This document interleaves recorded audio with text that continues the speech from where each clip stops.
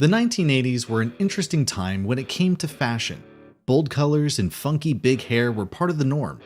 The mohawk, leg warmers with leotards, and the wall of bangs are just some of the things we can't imagine would make their way back into our modern times. While the 80s fashion trends are making a comeback, there are definitely some styles that nobody wants to reincarnate. Let's take a look at the fashion trends born in the 1980s that we're not likely to see because they were just that awful. To sum it up, the 1980s era was a rad time. What would be more radical than neon leg warmers?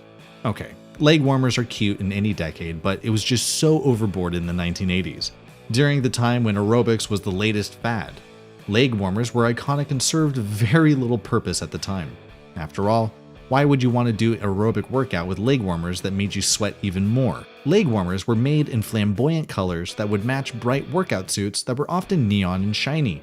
They were a knitted tube that originated for dancers but branched out to be an all-out craze. It made sense for dancers who needed to keep their legs warm to prevent muscles from losing flexibility. Beyond that, they were just a fashion prop. We can probably thank the movie Flashdance for the popularity that ensued as Jennifer Beals wore them to perfection in what may still be the best dance scene in a movie ever. The 80s kids were so obsessed that even high-end designers started to incorporate leg warmers into catwalks. It was one of those fashion trends that got so big, it imploded on itself and people just stopped being interested in it altogether. A lot of the good and bad trends from the 1980s derived from the fashion icon Madonna. This is certainly the case for crunchy curls, which was probably held in place by Aquanet. There are plenty of great ways to style curly hair, but back in the 1980s, managing hair just wasn't as easy. The hair products weren't high in quality, and for anyone with curly hair, you know that there's no way you can brush out your hair and create a good look. So there was the crunchy curls, which were called this because if you were to touch a person's hair, it would be all crunchy. Not a curl would move if it was windy, which was attributed to whatever powerful hair product one was using. Madonna totally pulled it off, but let's face it, she had her own stylist, and her Italian roots made everything she did fashion-wise just work. It was a wet look with immovable curls and was the go-to messy look of the 1980s.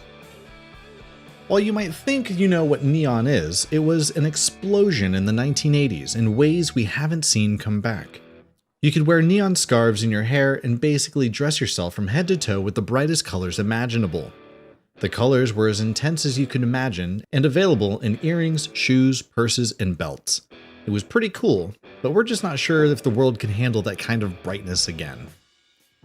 This 1980s fashion trend made women look like they had been brought to the future from the 1920s.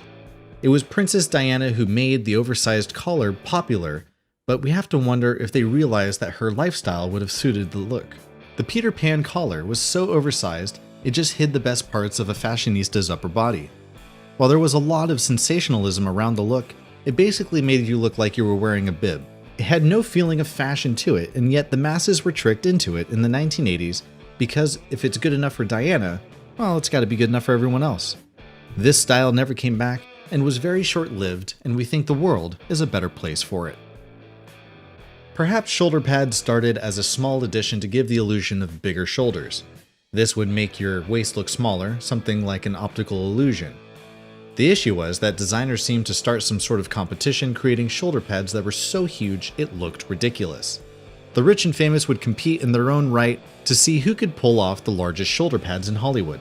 Elton John probably won the prize looking back. While shoulder pads may have made a comeback, they are much more subdued and we hope it stays that way. The 1980s were a crazy time of bigger is better and to be as outrageous as you possibly can. The shoulder pads are a reflection of the mindset of people during these high times of capitalism, wealth, power, and fashion trends. Headbands have stood the test of time for decades, but there was just something off about the headband craze in the 1980s. They were often plastic with some kind of accent that made them look like lace. Every girl would have had different headbands to match whatever look they were going after.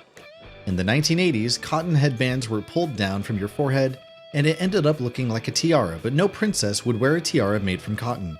For this reason, the 1980s headband should never see a comeback. All this being said, if we could all be as cool as Bruce Springsteen in a headband, a comeback might be more acceptable. Stir-up pants in the 1980s were so popular you couldn't escape it. We're not really sure why this was so celebrated as some sort of new fashion trend in the first place. They weren't flattering at all, and really, what was the need to hold your pants down with your feet? They were designed to attract your eyes to your ankles, which isn't most people's asset, but to each their own. It could also show off people's flats or runners. They just didn't look great, and because of the way they hung and bunched, they looked pretty cheap. There are still stirrup pants around today, but they're a lot more sophisticated and revamped from their 1980s predecessor. Did you know that in the 1980s, there was even a go-to hairspray that everyone used to get the biggest bangs around? It's hard to believe that this was ever a good idea, but if you look back at the old movies, you'll see the wall of bangs. First, you would comb back your bangs to make them as high as possible. The finishing touch was Aquanet, a powerful hairspray that would turn your hair into one solid piece. It was difficult to even wash out. It would make your scalp dry, but this was the trend, and if you wanted to keep up, there was a degree of suffering to have the highest hair on the block. The wall of bangs never did make a comeback, and we think that's a good thing. In the 1980s, Lady Diana married Prince Charles, and that made the British royal family popular even in pop culture. While the royal ladies had always been wearing huge hats with wide brims, it was Diana who made it look good. In the US, women were out wearing huge hats while going out for lunch, and it all seemed pretty ridiculous. It's not easy to pull off a wide brim hat, and kind of makes you look dated if it's not the right look for you. For this and many other reasons, the excessively wide hat should never make its way back into normal day-to-day life. The only person who could really pull off these massive harem pants was, of course, MC Hammer. The design made you look like your hips were much larger than any other part of your body. They made people look less attractive, and for this, we label it as a fashion disaster.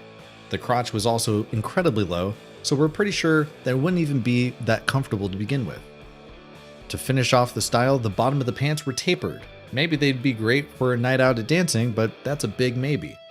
We hope, personally, to never see massive harem pants on the streets ever again. And last but not least, but my personal favorite, the mullet. While some people may disagree on whether the mullet should have come back, we think it's got to be one of the worst things to come out of the 1980s.